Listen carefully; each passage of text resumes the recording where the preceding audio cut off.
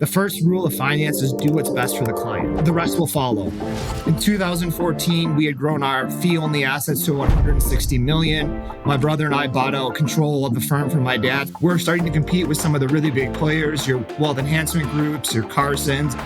What are the key things that you would say, like, if I hadn't done that, I wouldn't be successful? To grow the practice to where it was, and even now I'm still working 60, 70, 80-hour weeks. And, start early, have a very regimented day, try to cut out like anything that isn't essential to the business. And then the other thing that was really successful is we were never afraid to.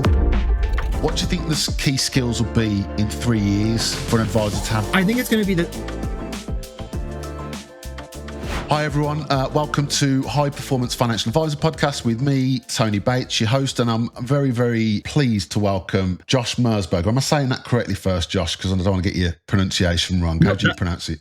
That is perfect.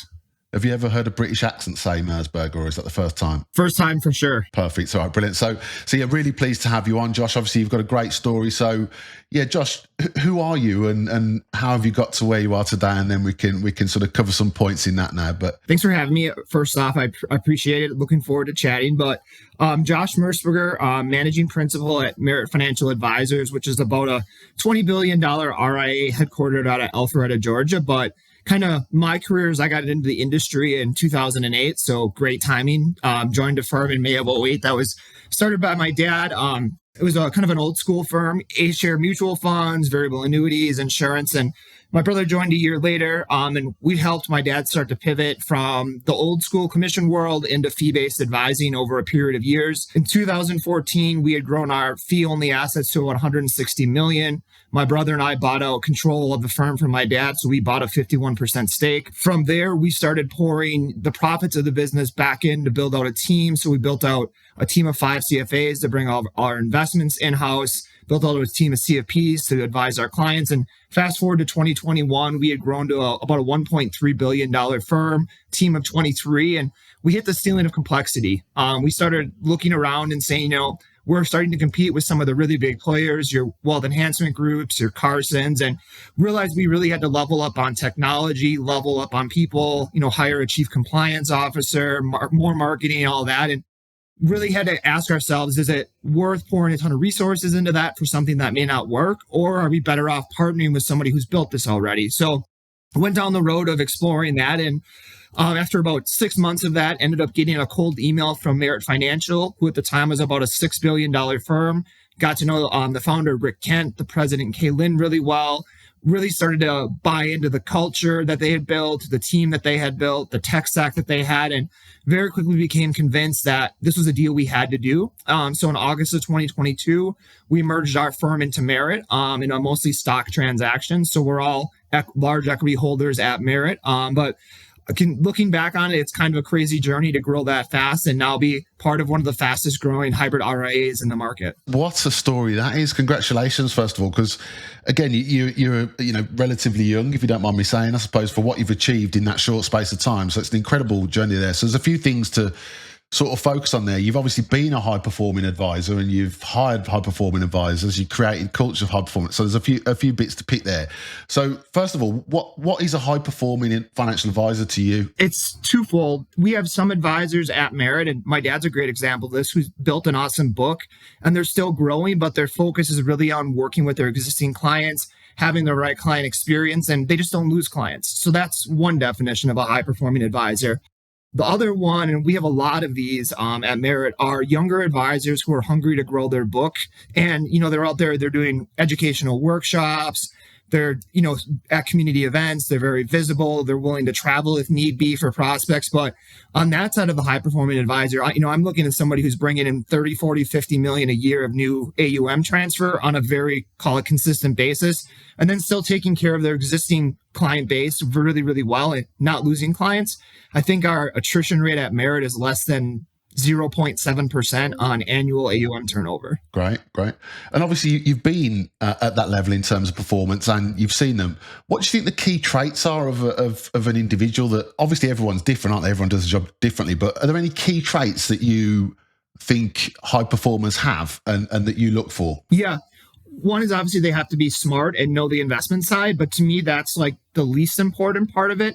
the biggest part of it to me is they have to be empathetic and being able to connect with clients. So it's not just numbers, it's not just returns, it's actually caring about these people, caring about their lives, their families, what's important to them.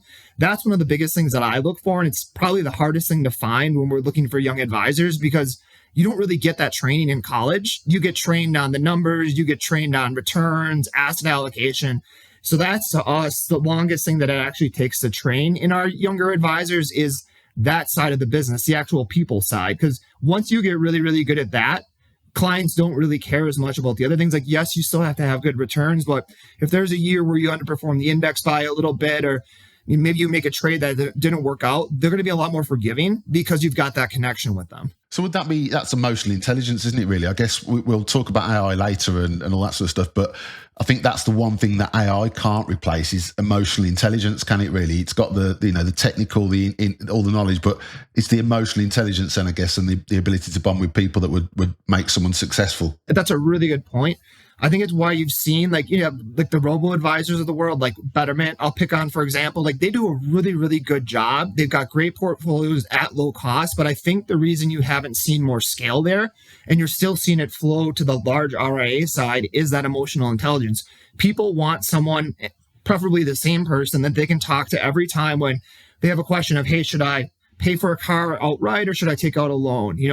The market drops 20% like it did a month and a half ago. They want to talk to somebody to know that they're going to be okay, as opposed to just getting, that AI or that robo advice back. And that, you're starting to see it too, as the Betterments of the world are actually adding human advisors to talk to. So that's why I think, AI is definitely going to change this industry. I mean, the amount of AI we're integrating already at Merit is absolutely insane. And it's going to change a ton over the next 12 to 18 months, but that human advisor is never going to go away because the client wants that human connection of somebody that they trust.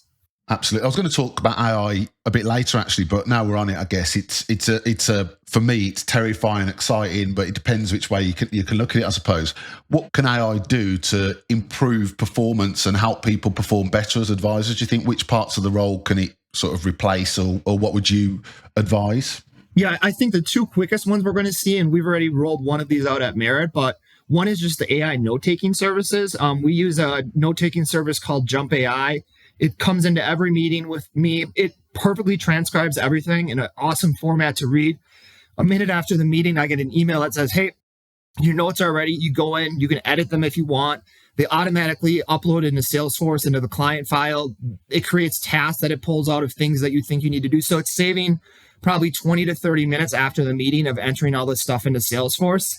And then it also, if you want, will send a summary email of the entire meeting to the client. So it's great for clients to look back at, and I don't have to type it. And then the third thing it does is 24 hours before the meeting, it goes in and pulls the last 18 months of meeting notes, emails that were logged, phone calls that were logged in a very clear, concise summary. So it'll pull things on the two sides of the spectrum. Like last meeting, you talked about a $50,000 Roth conversion. Let's discuss this again and decide whether or not to do it. Or, hey, client had a trip planned to Europe since we saw them last, and, make sure to ask them how that was. So I see that as a huge efficiency boost, because I used to have like a junior advisor in every meeting with me to take notes, or I still had to do it myself. So that's huge. And then secondly, just automating a lot of the workflows and processes on the back end. So specifically inside of Salesforce, inside of our trading tools, that's what we're working on right now, is integrating that, because currently they work great, but it's a lot of like click through, manual entry, where a lot of that could be automated. And so we don't see AI as having us causing like a headcount reduction for us. We just see it making our existing staff way more efficient than they currently are. Brilliant. Good. I think that's great. So just flashing the light on you again, Josh, looking back at what you've achieved, obviously you must be pretty proud of what you've done there. What would you say are the sort of key things that whether you do it outside of work, or key habits that you've got that you say, that's what made me successful? And I know I spoke to you before, and you're not very showy, and you don't want to say this is how amazing I am, but it is about you here. But what are the key things that you would say, like, if I hadn't done that, I wouldn't be successful, or things that maybe someone else can apply that's looking to achieve what you've achieved? Number one is you've got to be willing to work to grow the practice to where it was. And even now I'm still working 60, 70, 80 hour weeks, and, start early, have a very regimented day, try to cut out like anything that isn't essential to the business. And then to when we were really building before our kind of referral and marketing engine took off, it was a lot of being present in the community. So we used to do social security educational seminars once or twice a month. We would go into companies and do educational lunch and learns for 100 employees. We'd go into 401k plans that we had and do employee education, but it was just really being present and giving away a lot of our services because we never charged for that. But it was an awesome way to get in front of qualified prospects, get our name out there. And usually we wouldn't see a ton of influx from it right away, but something would happen in somebody's life. Like, hey, maybe I'm getting closer to retirement, or I've got an ailing parent and I'm going to be getting an inheritance. Like, that Mersberger group came in and talked about all this stuff. We should just call them. And they said it was a free consultation. They're not going to charge for the first meeting. So I think that was really what started to take off. And then we got this reputation in our local community of these guys are really smart. They're fiduciaries. They can help with pretty much anything. So all of a sudden we went from getting, 1 or 2 referrals a month to like 5 to 6 a week. And our old referrals used to be maybe $500,000 on average. All of a sudden it was $1 million to $2 million. So you just saw this kind of like, J curve of growth that took off. So that's giving something out for free to get something back. So you're not asking for work necessarily, then you're kind of giving something out and then people come to you just because they know you're a thought leader. Exactly.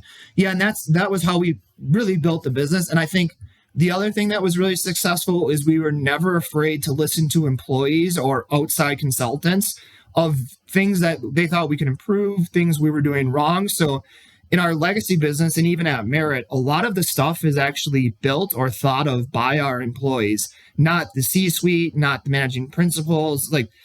That's when I think our biggest advantage is that almost like, I don't want to call it groupthink because it's the wrong term, but going out to our team and saying, hey, we're having this issue where we want to do this. How do you think we should do it? And letting them help build it instead of just 1 or 2 people dictating from the top down. Brilliant. There's a real theme when I do these podcasts, actually, of people that are successful that appreciate that they don't know everything. And I think that's what you're saying there, isn't it? It's not your way or the highway. It's kind of, you want to learn and you want to improve. I think that's emotional intelligence in itself, which you referred to earlier, I guess. So, and I think that also builds a super loyal team. So we have a very small turnover rate in our legacy business or at Merit. It's mostly from people retiring, but they feel like they're heard, they're important, they're contributing to the company. So it builds a really strong team, but then it also empowers them to work hard where they know they're having an impact. So it's not a big deal if they have to work a 50-hour week one week because of something going on. You don't get that like, oh, really, I've got to stay late again because we've got this meeting. It's just a very bought-in team. Brilliant. So just going back to, obviously you've set the business up with your brother. How did that conversation go with your dad to say, I want to buy you out? Or where did that happen and what was that like? And do you still get on, or was it around a dinner table? How did that come about? Because I'm always curious about. I don't know if you've watched Succession and some of the things that happen there. Yeah. How did that conversation come about, and how did that go? Yeah. Well, I mean, it was always kind of the plan that my brother and I were going to be the succession plan for my dad. But when we came in, we said, hey, we're going to join this company, but 2 things have to happen. One, I know it can't happen overnight, but we need to slowly transition to a fee-based business to get this recurring revenue stream because the commission model isn't sustainable long-term and it's eventually going to go away with new rules and regulations. And then 2, you have to give us operational control because you are a really, really great advisor. You're awesome with clients, but you're not an ops person. So a lot of these processes and different things, if we have them, are super antiquated. So let us build that part of it, learn the financial advising side from you. And then over time, when we all feel it's right, we'll buy you out. Not all of it, because you're still going to be a big part of it. But it was a very open conversation over the years. And in 2014, the discussion was, all right, Josh and Zach are pretty much running the firm at this point. Our dad, Pete, still advising, still bringing in a ton of new AUM, still mentoring younger advisors. But there was a very clear delineation of who was doing what. So it was actually a very easy conversation. And we still get along super well. I mean, I talk to my dad probably every other day. I'm on the phone probably a half dozen times with my brother every day. So it was probably the rare business transition where everybody agreed on the price, everybody agreed on the roles. So it was really just getting the legal work done, and it was pretty smooth. Well, it sounds like your family is much more able to have grown-up conversations than my family, so that's good, because that wouldn't, in my family, that would end up in an argument, I'm sure. But that's great. So, but looking back at that growth, and it was fast growth, wasn't it, at Mersberger? I know you said you did some stuff with the community, all that sort of stuff. What advice would you give to someone that's going through that same journey, or maybe just started their business and growing now? What advice would you give to them? It's not easy, is it? It's growing a business is really, really challenging, isn't it? And you've obviously done it well. There'd be some. What advice would you give to anyone listening that's going through that stage at the moment? I would say hire early. Hire before you think you need the people, because that was an early mistake that we made and learned from. We didn't anticipate the rapid growth that happened so quickly. And all of a sudden, we didn't have enough advisors. Our client service people were bogged down. It was taking us 2 weeks to get an app out. So we very quickly learned from that. And so what we started doing was planning and looking at, okay, last year we had 80 million of new asset transfer. What do you think we're going to do this year? But let's just say we just do 80. How many more people do we need to hire in the next 6 months to accommodate that growth? So I think that's really the biggest thing that I've learned. And I've seen from a lot of advisors over the years, a reluctance to hire because it hits their bottom line. And it does, but you should get it back tenfold over time. So it's the question of, are you willing to take a momentary hit to your income to staff up for the future? And I think that's the biggest thing I've tried to talk to advisors about as I've mentored them, or they've come to me with questions, is hire good quality people ahead of time and then pay them well so they don't leave, with good benefits. Because if you just spent 2 years getting somebody to be an A-level player, and then they look over the fence and they can make 10 grand more by going across the street, you just wasted 2 years and you're starting from scratch. Amazing. You obviously, when I talk to you, you can see how driven and passionate you are. You've obviously grown a business. You've been acquired by Merit. You're now doing this role. Where does that sort of hunger come from to keep working 60-hour weeks and keep working hard and keep because it's really, really difficult to be that motivated all the time, isn't it? So where does that come from, and how do you keep your levels at the level that you're performing at the moment? Yeah, I would say one is I've always been a super competitive person. So I was a 4-sport athlete in high school. So pretty much had a game or a practice every single day. And then that went away in college because, like most people, I wasn't good enough to play in college, which is fine. Yeah. But then that kind of translated, into being super competitive in college to get the best grades, to, have a choice of where I wanted to go for a job. And then I've always liked being successful, and I'm just, whatever I do, I'm competitive at it. So to me, if I'm not competitive, trying super hard at this job, then I shouldn't be doing it. And then it's really fun. Are there days that aren't fun or situations that you don't want to deal with? Of course, that's any job, but it's a really fun industry. And then the other really cool thing about the financial advising industry is you get to see the impact you're having on people every day, whether that's your client, it's team members. There's actually a quantifiable value of helping people plan successfully for college for their kids, or helping people have a successful retirement, or mentoring an advisor and seeing that person grow. So to me, that's the other part of it. It's the people that are involved and the impact that you can have. Amazing. I think there's people don't talk about it very often, but I think obviously mental health is a big challenge for the world at the moment, I suppose, and the impact that financial advisors have on that, because the amount of people that are, in a bad way mentally because of financials. And I think financial advisors have a huge impact on people's mental well-being, which I don't think is often spoken about, but it is a huge impact on society, isn't it? Really, I suppose. So that does help your motivation when you see that coming through. Yeah, I would agree 100%. I mean, I've had clients break down and start crying in meetings because they thought they could never retire, and we showed them a way that they could do it. Or amazing. You have a client who says, I want to retire at 65, not realizing that they've got a large pension, Social Security, and a bunch of money saved. And we show them, hey, if you just do this, this, and this, you can retire at 60 or 61. And it's like this giant weight coming off of people. And they just leave a meeting so relieved, so happy. Or even when you sit with the market down in April and clients are freaking out, and you take them back to the financial plan and say, you're still fine. The markets are going to come back. We've got 4 years of income in cash and bonds or whatever it is.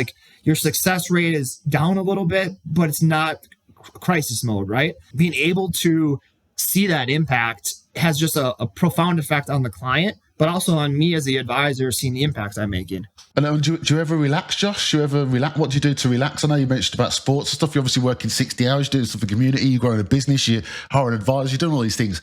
Yep. Do you ever relax, and what do you do to relax to keep you at peak performance? Yeah, well, I originally grew up in Wisconsin. We moved out to Whitefish, Montana about 5 years ago and actually live on a ski hill out here. So I'm a diehard downhill skier, as is my wife. So try to ski as much as I can in the winter with, my wife, with friends, with my two kids. Try to play some golf in the summer, get out on the boat, go wake surfing, water skiing. But those are really like the fun activities. But then personally, I try to work out every day. So I'm an early riser. I'm up at 5:36 in the morning because my day starts at 7.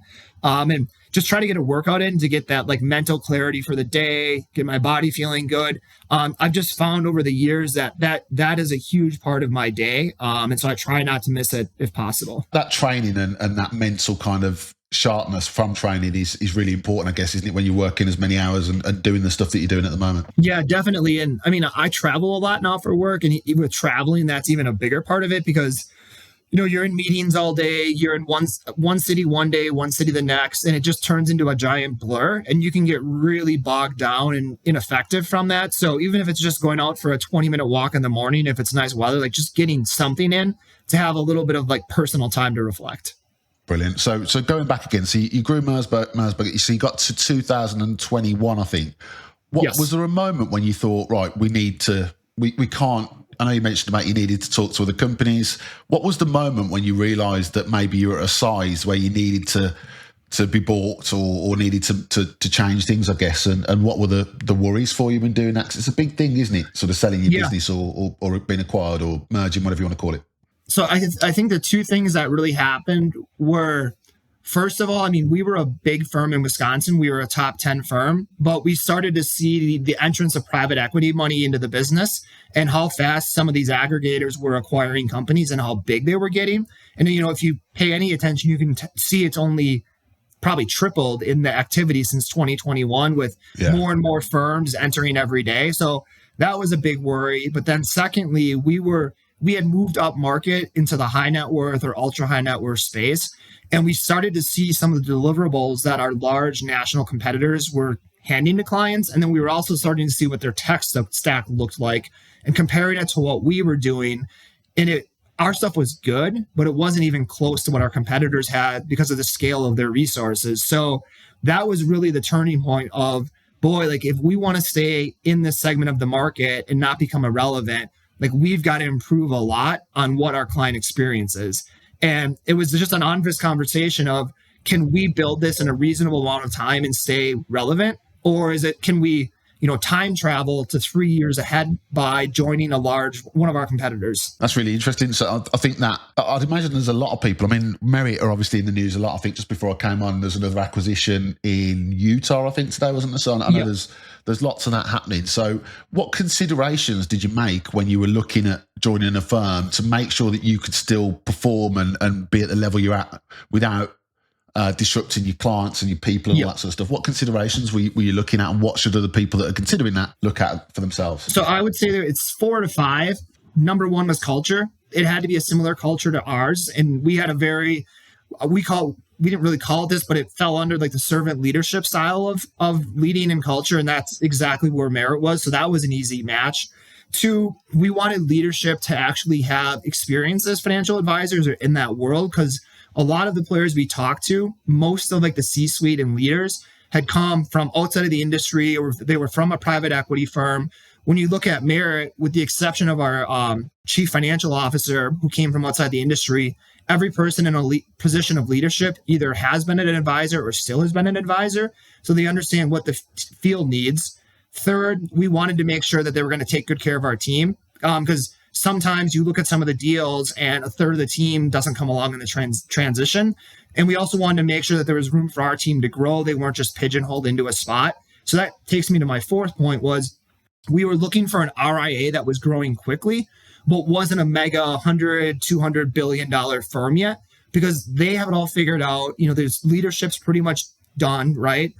All of the, call it high performing roles are filled, but with Merit, because they were only about $6 billion when we moved over, they were kind of, and we still are, building, right? So like my role didn't exist 8 months ago. There's now 4 managing principals across the country running each time zone. That wasn't there. And we've seen a lot of our team see compensation increases over 30% in 2.5 years being at Merit. And a number of them have moved from being only focused on our legacy business to either part-time corporate or full-time corporate, because they saw a role that was open that said, hey, I would love to do that and I'm qualified. And then Merit will promote if you are. So I think we had over 40 internal promotions last year. Wow. That's incredible. 40. Yes. Amazing. Yeah, great. So I mean, that's a great story, isn't it? Knowing what you know now with that acquisition and that move, is there anything that you'd have done differently, or to make? Because it's always difficult. You've got to embed culture, processes, systems. It's even if it's a perfect match, it's still difficult. Is there anything that you'd have done differently, or knowing what you know now? We should have done it sooner. Is one thing. Okay. Interesting. Yeah. Why? Just with how quickly our organic growth has jumped. So pre-Merit, we were doing an average, like clockwork, around 120 million of asset transfer every year. If you look at this year, we're on pace to do close to 300 million of asset transfer in our legacy business. Incredible. And so and the biggest thing that changed is our average prospect coming through the door went from 1 to 2 million to like 3 to 10 million. And so we've been asking them, like, what's different? Some of it's just, we know who Merit is. We've seen what Merit's doing. We thought it's time to come talk to you. But a lot of it is actually people who knew our legacy Mersberger business and had been referred to us, but they didn't think we were big enough or sophisticated enough to handle their needs in that 5 million and above space. And now that we're with Merit, they've seen all the accolades, everything that's going on. They've had a second thought and said, hey, we should reach out to Merit and come in and talk to the Mersbergers, because it seems like they know what they're doing. And so that's been the biggest thing that we've seen change. Amazing. That's good.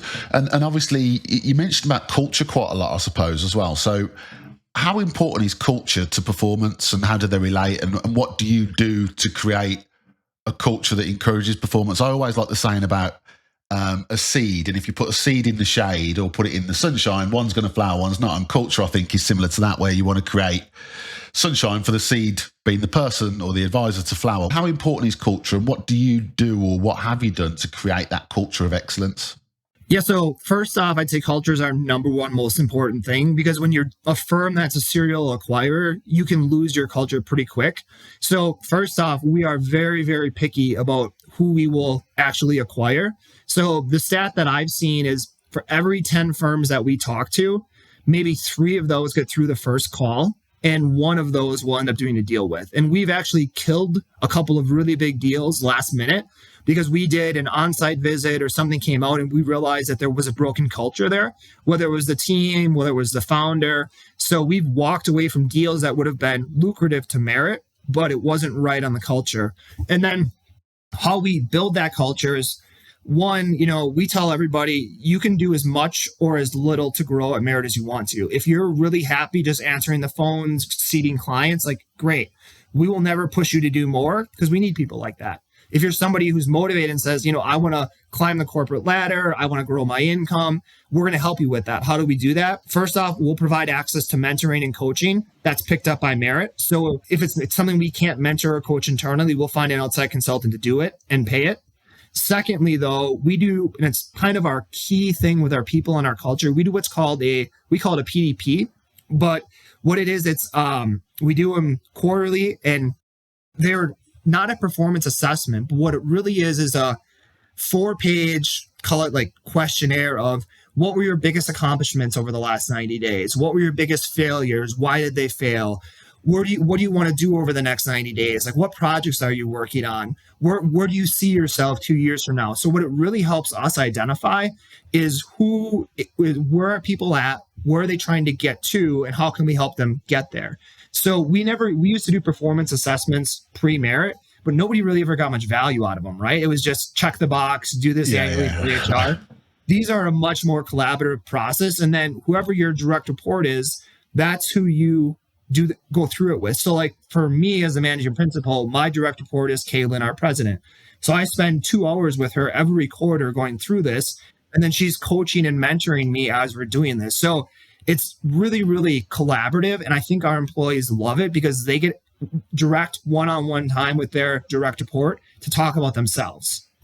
I think that's, I'm 47, I think, but That's where culture's changed. I remember being shouted at to work harder. That was how it was, wasn't it? It's work harder, Tony. Whereas, it just shows that cultural change, doesn't it? And I think there are a new school and an old school kind of cultures. And I definitely think that coaching element is a really big part to get people to perform, isn't it? Yeah. And then the other thing we do at Merit that I think is a little bit unique too is we do an annual LTIP. So it's long-term incentive program, but what it really is it's grants of phantom stock that track Merit's actual stock. So there's no tax consequences to it. Employees don't have to pay anything to get it. But every year we nominate across the firm and we'll give a percentage of our EBITDA out as LTIP grants. So last year we had, I think, 33 employees that received LTIP grants, and they're not small. They're in the range of 50,000 to 150,000. Nice. That would explain the retention, the strong retention you've got there, wouldn't it? I think that's definitely, a good factor, isn't it? But I think when everyone's got that involvement and working together and collaborative, that's a great thing to do, isn't it? I suppose. Yeah, and the other nice thing with Merit too is I think, and this might be a little stale, but we have, I think, 86 employees who own actual stock inside of Merit, and that number grows, every quarter. So there's a lot of our shareholders they're all still working for the company. So they're super motivated to help grow the company because they have whether it's through the LTIP or actual shares of Merit, they've got a stake in that growth. Brilliant. So you've gone from owner of a business to regional managing partner. How has your role changed, and what's the difference between where you were before? Because I'd imagine it's challenging, right? You were the decision maker with Zach, obviously, and then suddenly you are the decision maker, but you've got other people to go through. How has your role changed, and how have you adapted the way you work to do that? Because I imagine it's quite a big thing, isn't it, or quite a challenge?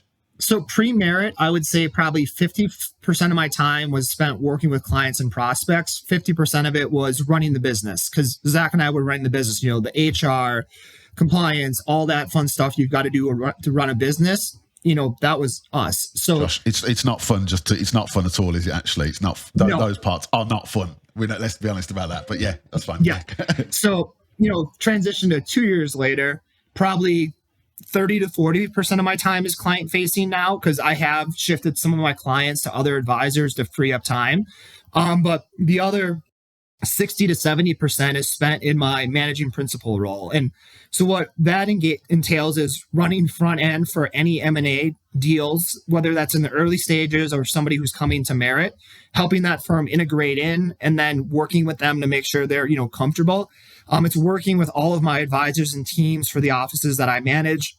I'm typically on site at least once a quarter, and my territory goes from Alabama all the way up to Spokane, Washington. So it's quite a wide range, but helping advisors, hey, we need help with case design, or hey, I've got a really big prospect. I need your help closing that. So, or hey, I'm thinking about doing this. Do you have any experience there? But really being that sounding board and that mentor and that guide for the advisors. And then I've got a great regional operations director, Danielle Bonillo, who's located in Denver, Colorado. She works with all of the operations teams. She was just on site with me all last week doing a bunch of training in Salesforce and other areas. So, but a lot more of it now has transitioned to really helping people grow and being a sounding board. Brilliant. No, great. And you obviously enjoy that, yeah? You enjoy that part of it, yeah? Yeah, I think it's really fun, especially with our advisors that really want to grow. No different than, we're talking today is that I have a lot of our younger team that comes to me and say, how did you get to where you are today? What do we need to do? And just walking them through like the progression so they can have a plan and see some light at the end of the tunnel. I find it amazing how few people ask successful people how they've done it, which is part of why doing this podcast, I think, is because, there's so many, my children alone, they never ask successful people, how did you do it? It's the easiest way to learn, isn't it? But I think it's great. So you've obviously mentored lots of up-and-coming financial advisors. How many in total would I say? So you obviously had 20 there, you've got more now. So you've lots of advisors. Is there one piece of advice that you constantly find yourself repeating again and again to them? Yeah, I would say it's the first one that I was drilled into me by my dad when I came into the industry was the first rule of finance is do what's best for the client. The rest will follow. And that's probably the biggest thing I repeat to my young clients is even if it's something as simple as like, a client calls in, they've got a grandkid and they've got questions about how they should be funding a 529. You're like, well, that's kind of a waste of my time. I'm not making any money on it. Spending 15 minutes with them to give that advice is huge and they're going to remember it. So if you can always put the client first, do what's right for the client, the rest is going to follow. I like that. And obviously, you mentioned acquisitions earlier. There was an acquisition that you've made, which I obviously found really interesting, because I think financial advisors, from what I see, I think social media, my kids love YouTube. I can't stand YouTubers. I could try and ignore it, all that sort of stuff. But it's a huge part of the world, isn't it? Whether people of my generation don't want to accept it, but it is. You've obviously acquired Safeguard. Just tell us a little bit about that, and how you see how that all panned out, really, and why you did it. Because I think as long as you're able to talk about this, by the way, Josh, obviously. I am, because it's closed, so I can talk about it, not a problem. Perfect, yeah, fine.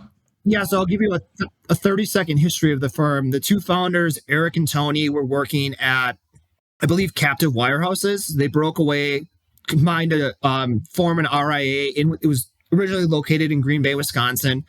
And I want to say it was February of 2020. So great time to start a business. And, obviously a month later, COVID hit, and their initial strategy to grow was doing in-person educational seminars. So they had to pivot. And their idea was, well, let's start some digital channels and just do these short educational, like 10 to 15 minute videos on various financial topics. So they did it on Facebook and YouTube. Facebook failed, so they gave that up.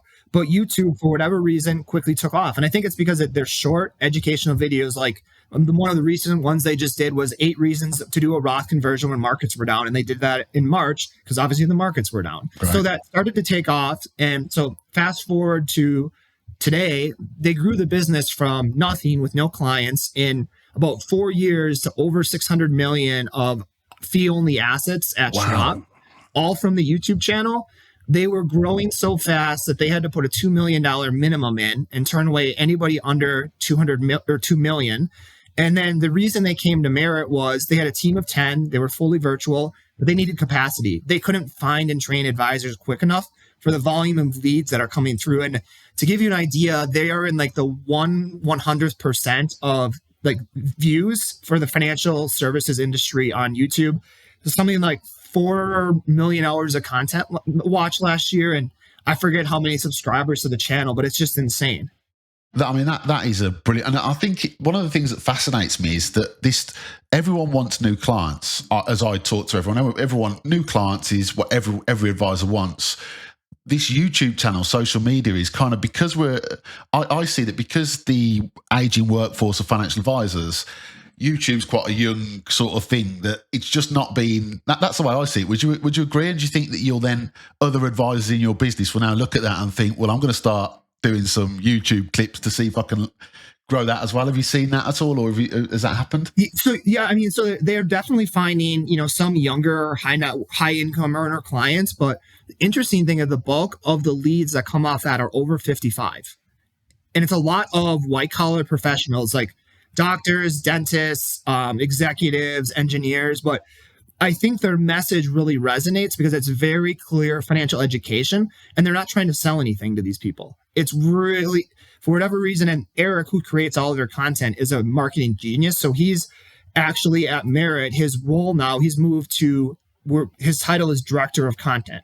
So he's actually going to be involved in creating Merit's content across all of our platforms, just because he's been so successful at it and really, really knows what he's doing. Well, I hope it sounds like his content creation might be my producers that do this, whether they can create the content as well as he does. So we'll have to wait and see. But that's a great role, isn't it? But I think it's for me, it's an innovative acquisition, isn't it? Really, it's a forward-thinking acquisition, and it's like, I think it's amazing, and I love that. I'm really interested to see where the industry goes over the next 3 years using social media and also using AI. I think it'll be very different. I mean, in terms of what you mentioned about a high-performing advisor now, what do you think the key skills will be in 3 years for an advisor to have? Do you think it'll be the same skills, or it'll be different skills in 3 years to be a performer? I think it's going to be always the same people skills, but I really see the tech side of it growing more and more. So I think, you're going to, the advisor or, maybe that G2 or the service advisor is going to have to be really tech savvy, because clients want more and more things delivered digitally, whether that's a PDF of the financial plan, access into e-money, playing around in a performance reporting app. Like, I think that the tech side of it's going to become more and more important because our lives go more and more digital every day. So I think that's the biggest skill that, the younger generation has, but maybe not so much the middle to the, 55 plus generation. So it doesn't have to be the advisor, but there's got to be somebody on the team that can do that, because I think you're going to start to see client attrition if you can't deliver on that side. Yeah, great. That's really interesting. So in terms of, we've just got a few more minutes left now, but there's loads we could cover. I think some of the stuff you've highlighted is amazing. I think the story of you and what you've achieved is amazing, but I also think that you're forward thinking. I think that you probably haven't, the fact that you're always moving forwards means that you're never going to get left behind in a way, because you're always looking, and Safeguard's an example of that for yourself, I'd say. Josh, would you agree? Yeah, I would agree. And I think Merit's leadership as to a T does a really good job of this. So we meet every Monday. There's 9 people on the executive leadership team. And, it's everything from what's going on now to what are our next initiatives. So, like, perfect example, 3 months ago, we formed an AI committee to start exploring all the different AI tools that are coming out, so we don't get left behind there, because we see that as a transformative device for the industry. But it's really, like Kaylin will always say, we're building the RIA of the future. So then it's us as leadership defining, what does the future look like? What do we need to do now to be effective 5 years from now?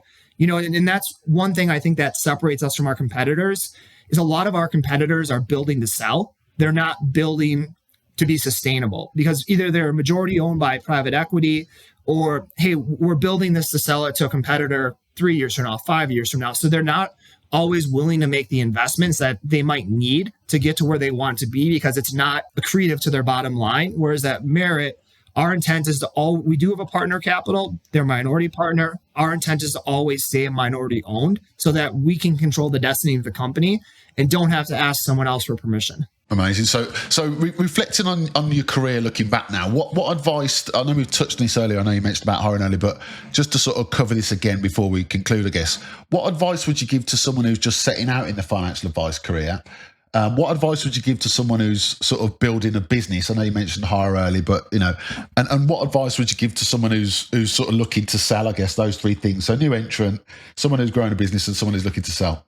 Yeah, so somebody who's entering a business, and I'll just say you just graduated college, you want to get into your finance degree, you want to be an advisor, I would tell them, partner with a good RIA that has a good training program, because it's really, really hard to break into this industry as a young person.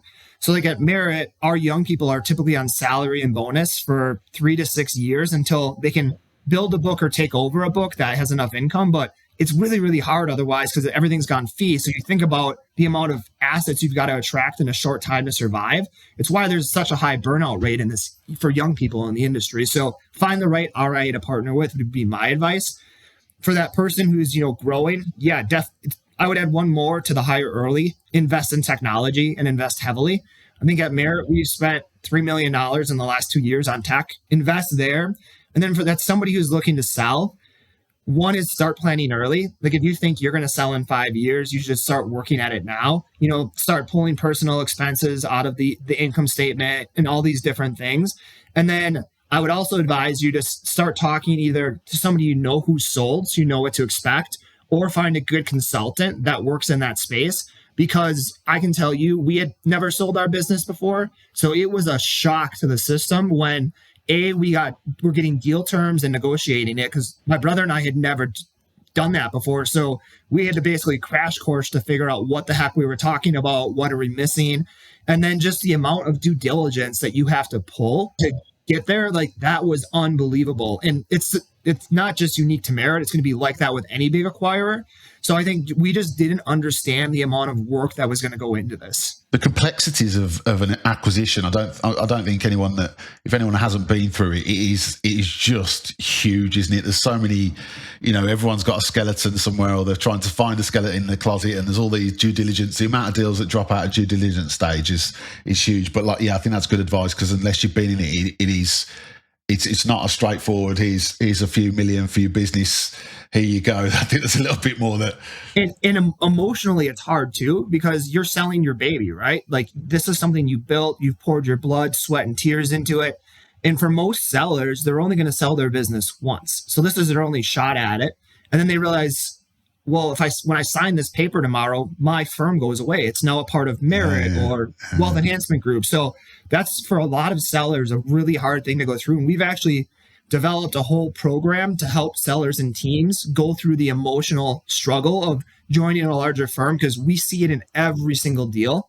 It's just this like, adjustment period. So we've actually started combating that on the front end to basically come in and educate them of like, here's the emotions you're going to go through. Like, this is normal. Talk to us about it. We see it in every deal.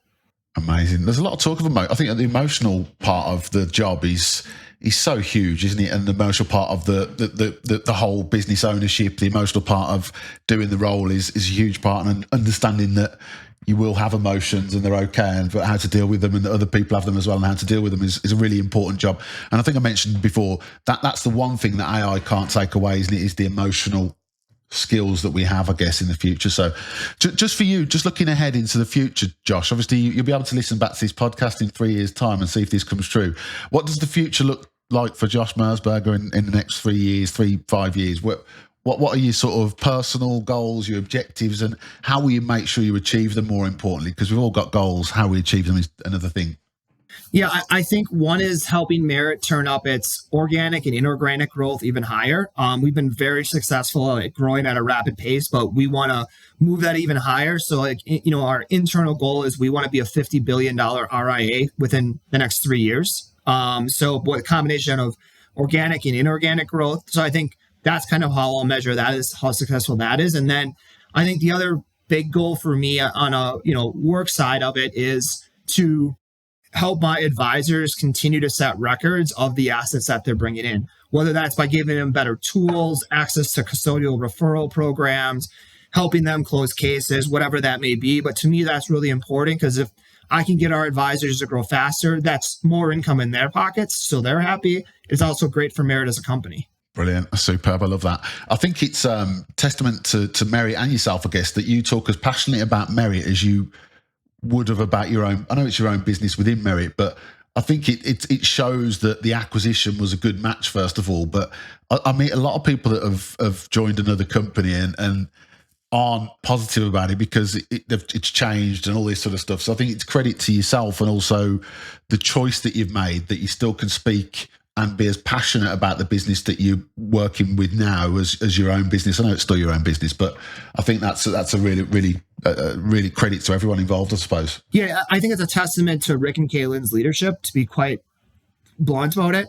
They've just created this culture and this awesome team, and it's been, an honor and a privilege to join it. And if you would have asked me 3 years ago, do you think you would be this happy? I probably would have said no, because I would have, you just, like you said, you hear the horror stories or something goes wrong and you've sold your business and you're stuck. But no, like, as I said earlier, like, our only regret is we didn't do it sooner. Amazing. I think that's a good sort of note to end. Very positive note.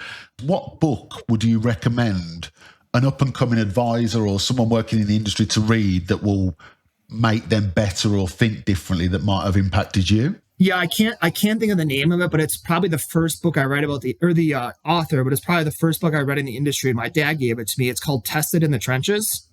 And that formed a lot of my belief system and work habits from reading that book. Perfect. That's the second one after. And the second one is, you don't have to say this one, obviously, but please don't say this one because it would be too set up. Is there a podcast that you listen to or anything you listen to or around that you think other advisors should listen to that would also help them with their performance or motivation, whatever it may well be? It's interesting. It's not finance industry specific. It does have some topics that pertain to it, but it's a podcast called Acquired. You can find it on Spotify. And what it is it's case studies about companies, how they were founded, leadership, trials and tribulations. And it's big companies, like Costco, Enron, good stories, bad stories. They're long. They can be 3 to 6 hours, but they do have some about the finance industry and some of the hedge funds and other things. But I find it fascinating because it's all about leadership styles, choices they made. So to me, it's a really, really good podcast to listen to just think about personally how I do things. And then what I'm hearing, can I apply some of that to how I work? Superb. Josh, I really, really appreciate you coming on. I think, well done on your story so far. It's been amazing. I think there's some really good advice there to listeners that are looking to achieve what you've achieved. So thanks so much for joining me, and keep up the good work. Thank you. And thanks again for having me, Tony. Thank you for listening to High Performance Financial Advisor. If you found today's episode valuable, make sure you subscribed on your favourite podcast platform so you don't miss the next one. Until next time, keep performing.